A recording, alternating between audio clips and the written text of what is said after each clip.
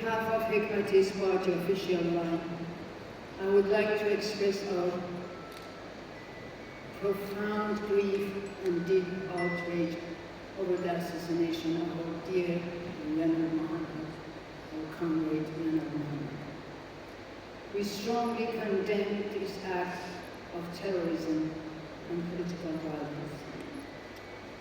For me personally, this loss is also the loss of a dear friend and close fellow fighter, someone I had the privilege to stand beside at various moments over the years, sharing in challenges and witnessing her courage and commitment when we were in Toronto and fighting against attacking Iraq and war in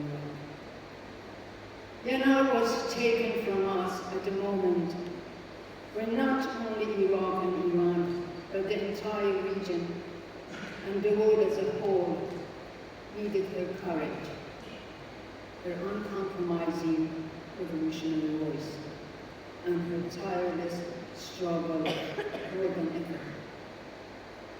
Yanar Mohammed was not only a respected leader among her comrades in Iraq, but a widely recognized and influential figure across Iraq, Iran, the Arab world, and the global progressive movement. She stood at the forefront of the struggle for women's rights against militarism, war, and mass atrocities. Her assassination is not an isolated crime.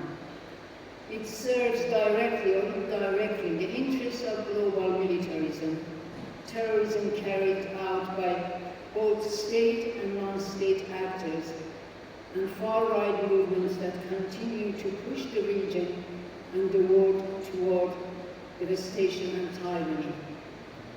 The same forces that have turned entire societies into battleground that sustain war machine and the normalized collective punishment and destruction. They all have very reason to silence voices like Yanar's. At the same time, reactionary Islamist movement, nurtured in the ruins of war and occupation, which have systematically stripped millions, especially women, of their basic human rights in countries such as Iraq, Afghanistan, and Iran, also stand in fundamental opposition to everything Yanar represented. They have every reason to silence voices like Yanar's.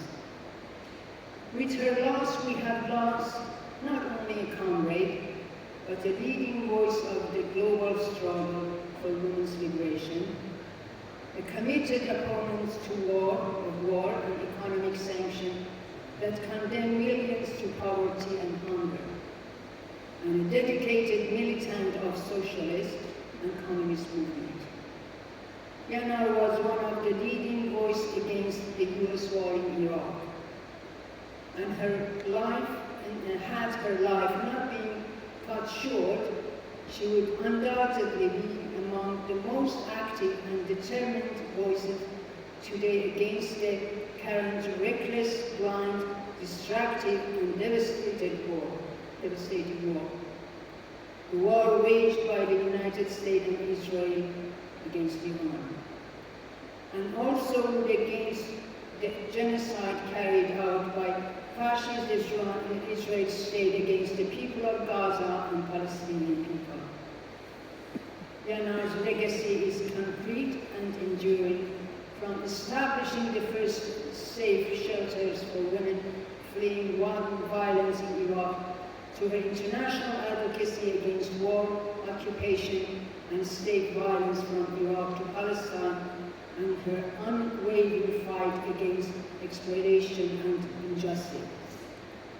She fought not merely to interpret the world, but to change it, to overthrow a system built on inequality, violence, and oppression, and to build a better world.